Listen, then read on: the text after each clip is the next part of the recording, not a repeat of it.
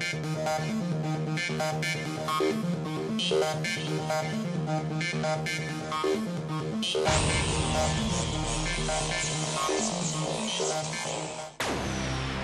港大專生機械人大賽2008天竺爭霸疊羅漢，現在開始。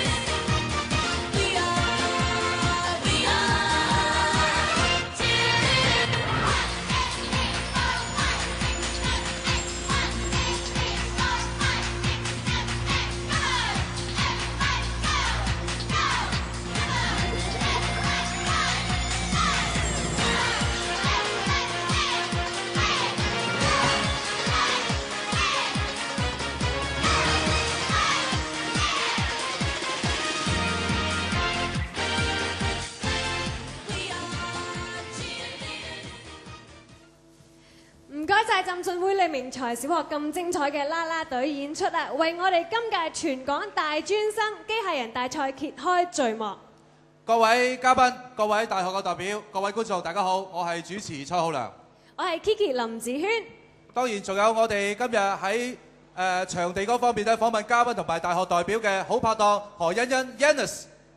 唔該晒阿良 ，Hello 大家好啊，我係 Yannis， 咁歡迎晒咁多位咧嚟到科學園呢度咧參與咧全港大專生機械人大賽2008嘅喎，唔經唔覺啦，由香港電台主辦啦，同埋香港電腦學會以及香港工程師學會協辦嘅全港大專生機械人大賽咧已經踏入第5年啦喎，今年呢，亦都係第一次啊將呢個比賽場地咧移師到嚟科學園呢度舉行嘅，而今年嘅比賽咧亦都係由香港科技園公司贊助嘅喎。咁其實咧喺節目開始之前咧，我已經周圍咧行過晒啦，睇到咧今日嗰啲參賽者嘅備戰情況啦，見到咧大家都聚精會神咁樣埋頭苦幹喎，所以相信咧今日必定有一番龍爭虎鬥嘅，你話係咪啊 ？Kiki 同阿良係，一定係啊！唔該晒 Yannis 啊！今年呢，我係已經第3年咧做呢個嘅比賽嘅主持，咁啊心情咧亦都係相當之興奮嘅嚇。咁至於第一次做嘅林子軒啊 Kiki， 你又點呢？我而家就有啲緊張啦，不過咧我見到同學仔咧好俾心機咁咧，將啲機械人砌到由0變到識行識走咧，我都戥佢哋好開心咧，同埋好有成功感啊！既然係咁嘅話咧，我話俾你聽，我哋今次呢個全港大專生機械人大賽2008天竺爭霸疊羅漢呢，當中咧係有10隊參賽隊伍嘅，嚟自5間嘅大學。呢個時候我哋即刻逐隊同大家介紹下先。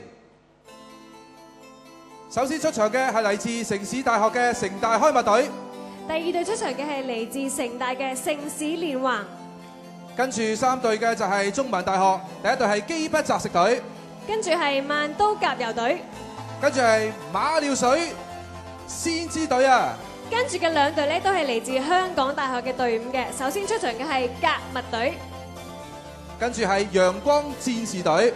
科技大學咧亦都派出咗2隊隊伍參賽喎。首先出場嘅係火之龍隊，跟住出場嘅係凌波微步隊。最後一隊出場嘅咧係嚟自理工大學嘅摘星者喎。今次咧10隊參賽者咧，我睇佢哋個樣都真係鬥志激昂啊！係啊，因為咧我哋今日咧10隊嘅參賽隊伍咧，今日勝出嘅冠軍隊伍喺8月份將會代表香港去到印度參加一個比賽，就係亞太區廣播嘅機械人大賽啦嚇。到時咧可以同16個國家地區嘅朋友一齊咧競逐咧代表香港爭奪殊榮㗎。有機會咧同咁多亞太區大學生一齊比賽咧，我諗咧所有嘅學生代表咧都會竭盡佢哋嘅全力咧去爭取代表香港去到印度參加呢個比賽嘅。各位同學，你哋話係咪啊？哇！真係鬥志高昂喎！呢個時候呢，我哋即刻請出香港電台處理教育電視台長古啟輝先生為大家支持。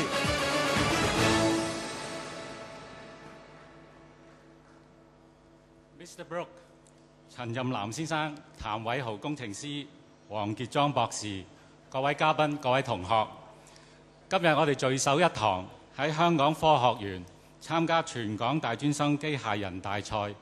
因為我哋有一個共同嘅目標，就係對創意嘅追求同埋實踐。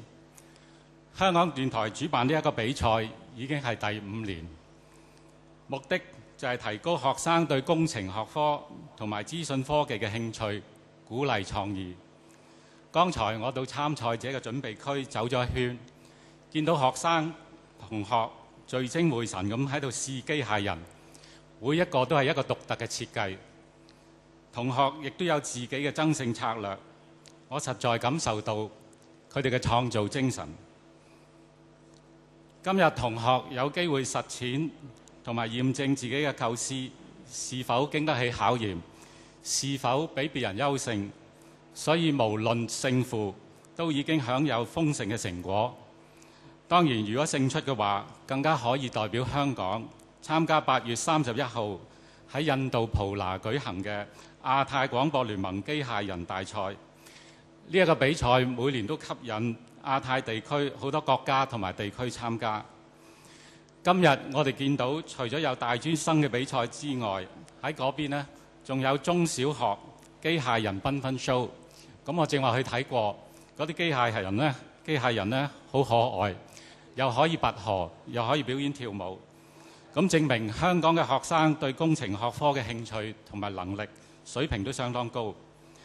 香港電台希望透過類似嘅節目安排，將香港嘅大中小學不同嘅機械人活動整合成為適合全家參與寓教育於娛樂嘅節目。香港電台要特別多謝香港工程師學會、香港電腦學會多年嚟對我哋嘅支持。今年我哋更加要多謝香港科技園提供場地同埋贊助，使到比賽生色不少。喺度我哋預祝各位同學有一個精彩嘅比賽，而現場觀眾亦都可以享受一個愉快嘅星期天。多謝各位。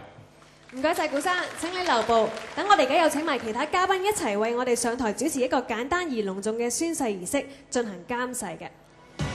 有請香港電腦學會副會長、外務及名譽秘書吳傑莊博士。跟住有請香港工程師學會資訊科技分部主席譚偉豪工程師。跟住係香港科技園公司行政總裁陳任南先生。同時亦都請出其中一位參賽隊伍嘅學生代表步向台前。我哋而家有請古啟輝先生、吳傑莊博士、譚偉豪工程師、陳任南先生監誓。各位參賽嘅隊伍，請你亦都舉起你嘅左手，同我哋一齊讀出誓詞啊！好啦，我們以參賽者的名義宣誓。我們以參賽者的名義宣誓。我們將遵從全港大專生機械人大賽比賽規則。我們將遵從全港大專生機械人大賽比賽規則，發揚體育精神，發揚體育精神，為體育的榮譽和隊伍的光榮努力比賽。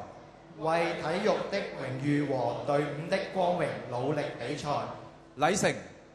請各位留步，今屆全港大專生機械人大賽嘅主題呢係天竺爭霸疊羅漢，主題係源自印度王子 Govinda 嘅傳說。為咗配合呢個主題呢，我哋將會舉行一個隆重嘅啟動儀式嘅。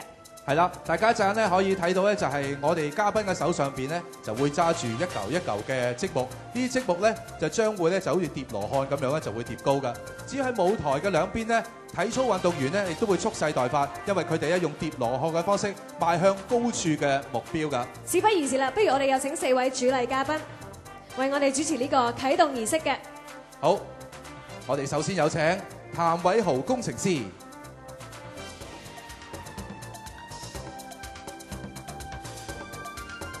跟住係吳傑莊博士，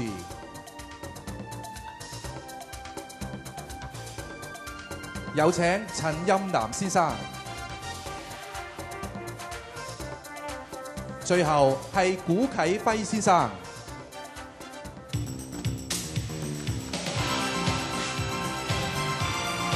全港大專生機械人大賽2008，天竺爭霸疊羅漢。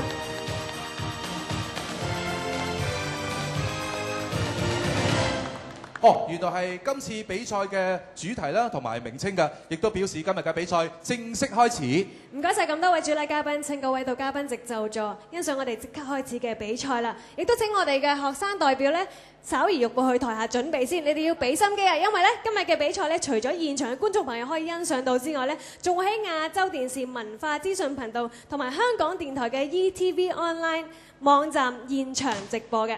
係啦，咁啊，即係除咗話電視嘅朋友可以睇到之外呢，亦都可以喺網上邊有好多網民咧睇住今日精彩嘅比賽㗎。咁啊，呢個時候呢，我哋即刻同大家介紹下呢，就係今日好重要嘅3個單位喎，包括咗籌備委員會啦，同埋大會嘅評判團，當然咧仲有技術顧問團㗎。咁籌備委員會當然就係今次比賽咧負責籌備工作㗎啦，相當之辛苦㗎。咁至於大會嘅評判團呢，就係決定啊今日咧所有比賽嘅賽事最終嘅結果係點樣嘅。技術顧問團呢，就係之前幫啲學生去決定佢哋嘅機械人嘅設計啊，佢哋嘅重量啊，合唔合乎比賽嘅規格㗎。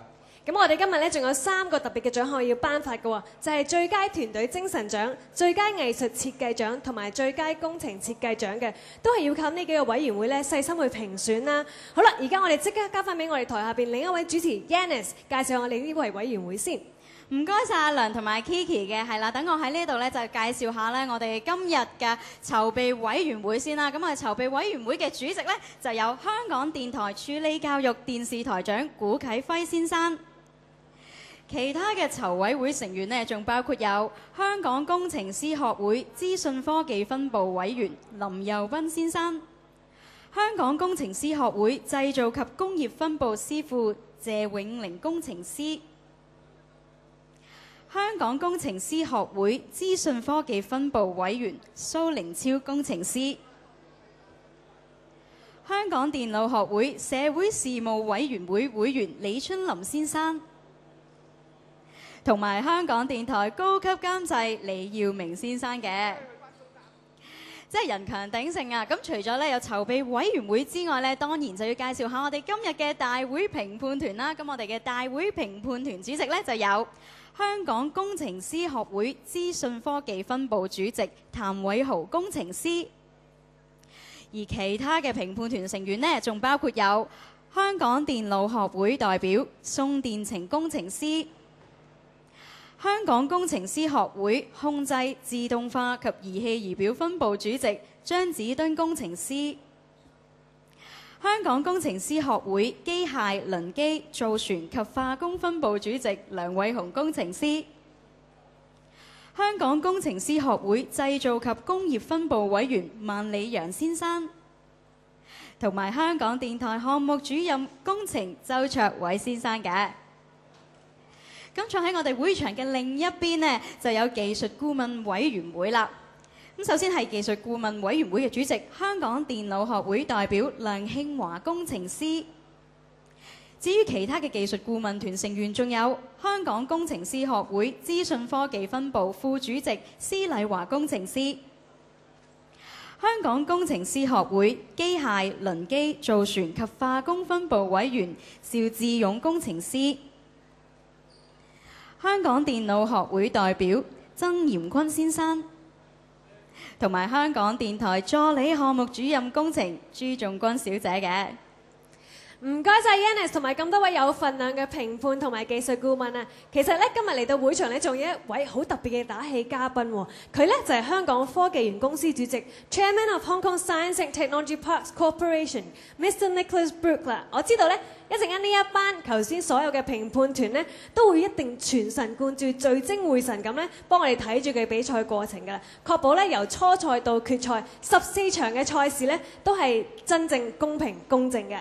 呢個時候，不如等我講下關於今日嘅比賽嘅細則啦。今日嘅比賽咧將會分做呢個初賽啦、準決賽、季軍戰同埋冠軍戰嘅。初賽咧將會係分做10場嘅比賽嘅。咁啊，10隊參賽隊伍咧將會以2隊為一組啊，或者3隊為一組咧進行呢個嘅循環戰嘅。咁跟住咧，每組嘅冠軍就會成為咗進入準決賽嘅精英啦。咁跟住就會抽籤進行淘汰戰啦。咁啊，當然被淘汰嘅就會爭奪呢個季軍，至於勝出嘅爭奪呢個冠軍爭霸戰啊。係啦，咁佢哋咧相當之激烈㗎。咁啊，另外一樣嘢就要提下大家咧，所有參賽嘅同學留意啦，因為每場比賽完咗之後，你哋有15秒嘅時間，15秒嘅時間咧就會進行呢個嘅上訴嘅機制啦。你哋可以去到咧評判團嗰度敲個鼓，咁啊擊鼓鳴冤，咁跟住評判團咧就會作出最公平嘅裁決，咁啊睇下究竟你上唔上訴得值咁樣。大家可以利用呢個嘅上訴嘅機制㗎。咁我哋而家係咪要去睇一個片段先啊？係啊，呢個時候咧，關於大會嘅比賽規則，不如咧都係睇詳細嘅片段咧，會比較精彩啲㗎。今年嘅比賽主題係源於印度 Krishna 王子嘅神話同印度北方1年1度嘅芝士冠慶典。Krishna 王子喺一個牧牛人家庭長大，佢經常俾人叫做 Govinda。傳統嘅印度農村習慣將裝有芝士、牛油同埋牛奶嘅罐吊喺好高嘅屋梁上面，以防俾貓偷食。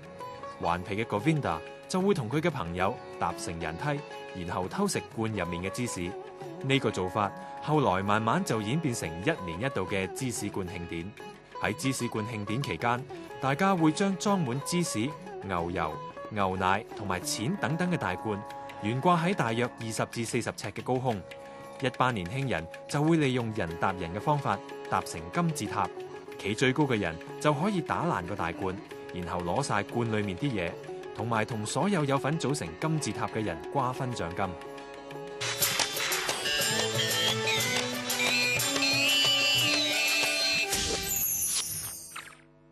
今年嘅比賽會喺一個12米乘10.7米嘅場地上面進行。比賽場地分2個部分，外圍藍色部分嘅係手動區，而裏面綠色部分嘅就係自主區。除咗中央範圍之外，自主區主要係由多個500毫米乘500毫米嘅小正方格組成。喺自主區嘅每個角落，一共豎立咗8條高750毫米，名為少女嘅柱。柱上面嘅塑膠圓筒同埋小籃球就代表少女頭上頂住嘅罐同芝士。喺自主區中間位置上有3座圓塔，塔頂上都分別裝有碗同埋牛油。2個外側碗上裝住白色牛油，而中央碗就裝住黃色牛油。自主機械人如果能夠舉起黃色牛油就有12分，舉起白色牛油就有6分。自主區周圍仲有4個圍咗50毫米高嘅木欄嘅長方形區域，名為籃框。紅藍2隊各有2個籃框。如果將少女柱上嘅罐連同芝士一齊放入籃框入面，就有3分；只係放罐或者只放芝士，就各只得1分。手動機械人起步區位於手動區嘅兩端，而自動機械人嘅起步區就位於自動區嘅兩端。紅色正方形屬於紅隊，而藍色正方形就屬於藍隊。另外，每隊都分別會有一個1500毫米乘1500毫米嘅機械人公共區。兩隊嘅比賽目標就係要將放喺高處嘅3塊牛油從碗中舉起。邊一隊能夠同時舉起3塊牛油，就會成為 Govinda， 亦即係勝利者。比賽亦會即時結束。如果喺規定嘅3分鐘比賽時間裏面都冇人做到 Govinda， 就會以得分較多嘅一隊為勝。蔡浩亮啊，係唔知陣間有冇人可以直接成功達到 Govinda 直接攞分呢？阿林志軒，你啊唔好咁呢個心急先，我哋先要介紹咧好重要嘅，今日冇咗佢哋咧，我哋可以話啞晒㗎啦。喺身邊嗰方面咧，就有我哋今日其中2位嘅嘉賓嘅主持，咁咧就係當中嘅技術顧問啊等等嗰啲咧都要請教佢哋㗎。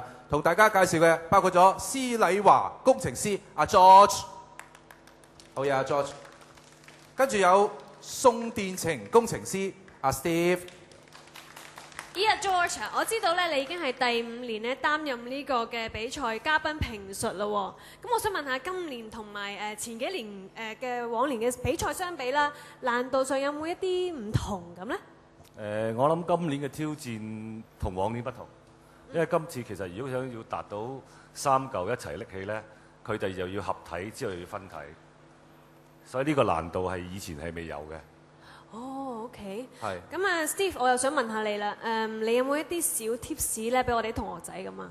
小 tips 啊，最好就唔好搞咁多破壞啦。咁因為過往我哋做咗5年啦，咁見到都係破壞多過贏嘅。咁過往都有贏過嘅，咁就盡量做少啲破壞啦。好嘅，